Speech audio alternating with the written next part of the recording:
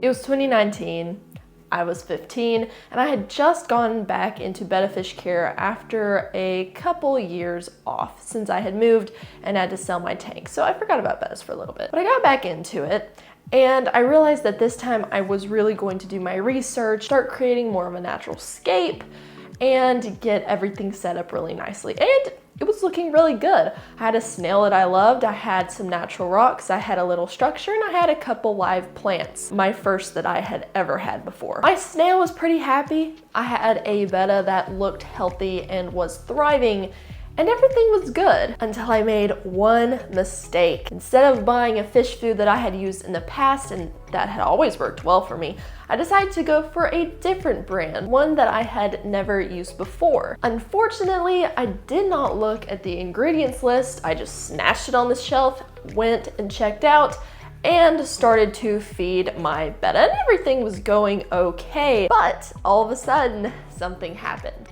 My snail died. Now, I had a Nerite snail. In my later experience, Nerite snails are not supposed to live for only a few months. They will usually live for a year or two, maybe even 3. So I knew that this wasn't normal. And in addition to that, my plants also started to die. Now, I was a little bit nervous because things really seemed to be going well, so I was wondering, what's going on? What am I doing? My Betta looked okay, but I don't think he was quite himself either. I wasn't sure what to look for. I wasn't really sure of what I was doing, but I knew that something was up. And that led me to my discovery, and which has led me years later to making this video for you, so hopefully you don't make the same mistake. When you go to the pet store, there are a lot of food options. So many, it's very overwhelming.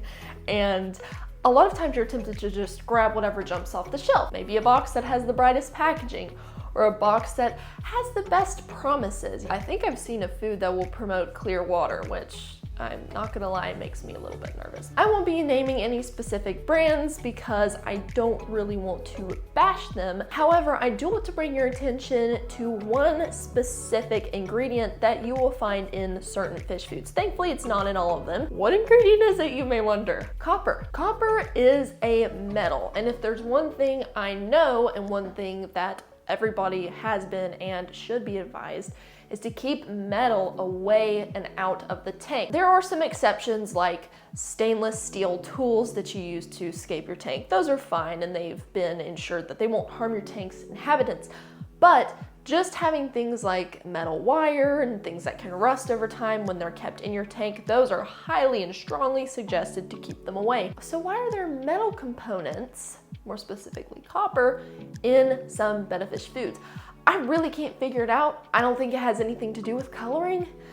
I can't even figure out if it's a filler. I honest to goodness don't know why there's copper in some Betta fish foods, but I do know that you need to steer clear from it, because if there's one thing I know, copper kills snails. In fact, it is often used, copper wire is often used to keep slugs and snails out of gardens and away from plants. And for some reason, it also is not good for plants either when absorbed. I've never been a very sciencey person, so I'm sure if you want to get more of the details, you could do extensive Google research. So what did I do after I found this out? Those canisters of food made their way directly into the trash, number one. And secondly, I started actually looking at the backs of fish food, and I did find that there are some very good brands out there. Now, I always recommend feeding your Betta fish food that is the closest to what it would get in the wild. A lot of people don't encourage feeding your Betta solely mysis shrimp, brine shrimp, and bloodworms. A lot of them say that that diet is too fatty and that they'll get fat and overweight, but I can tell you that for 2.5 years, I have stopped feeding flakes and pellets to my Bettas, and I bought them the frozen carnivore omega brand, the frozen carnivore mix. It comes in packs. You can find it in most pet stores, and they've been doing very well. I've actually seen some improvements from when I used to feed them flakes.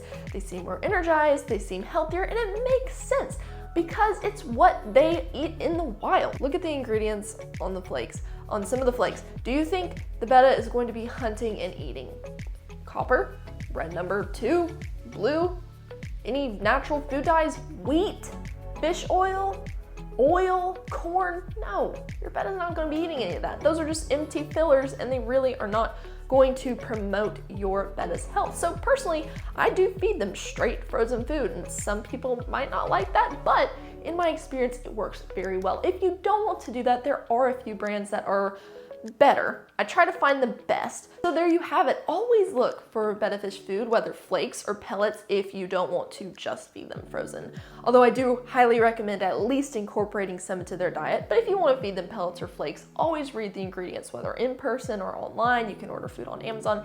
Anytime you want to get a Betta fish food, look at the ingredients and read it and make sure copper is not in there. And I highly recommend also staying away from any that have BHT in them. Try to find one with the smallest ingredient list. So friend, I hope this video helped you. If you've ever had any experience with this in the past, I hope that it provided some clarity. I would love to hear your feedback as well as any video ideas you have in the future. Shout out to Jessie.